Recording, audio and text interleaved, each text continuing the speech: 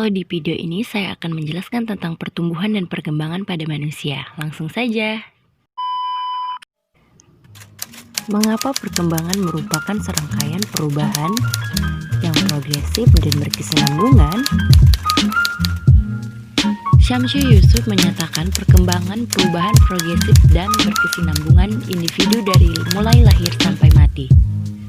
Perubahan-perubahan yang dialami individu atau organisme menuju ke tingkat kedewasaannya atau kematangannya berlangsung secara progresif dan berkesinambungan, baik pada aspek fisik jasmania maupun rohania.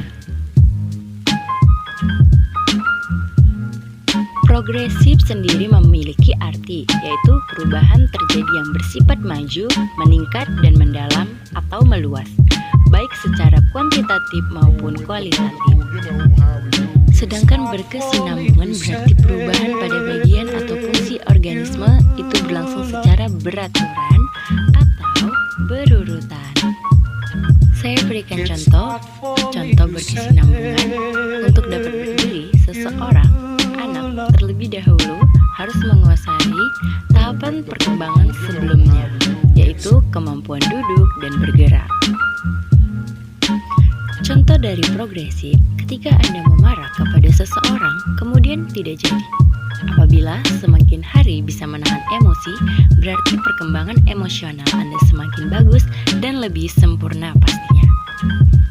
Lalu menurut kalian, apa sih faktor yang mempengaruhi pertumbuhan fisik, emosional, dan bahasa? Faktor yang mempengaruhi pertumbuhan fisik pada remaja ada keluarga, pengaruh gizi, gangguan emosional, jenis kelamin, status sosial ekonomi, lingkungan, dan kesehatan. Nah, setelah itu, faktor yang mempengaruhi emosional pada remaja yang pertama yaitu lingkungan, pola asuh orang tua, lingkungan, dan usia. Sedangkan faktor yang mempengaruhi perkembangan bahasa pada remaja adalah yang pertama, status sosial ekonomi keluarga, dan yang kedua, inteligensi, yang ketiga adalah hubungan keluarga dan kondisi lingkungan.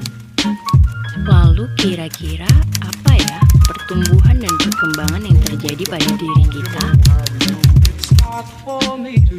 Tentu saja, sebagai makhluk hidup, pastilah kita akan mengalami pertumbuhan dan perkembangan. Termasuklah kita sebagai manusia. Manusia pasti mengalami pertumbuhan, ditandai dengan bertambah ukuran berat badan dan tinggi badan kita.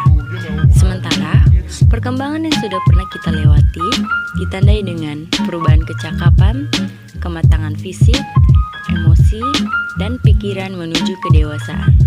Jadi pertumbuhan dan perkembangan merupakan proses yang berjalan sejajar dan berdampingan.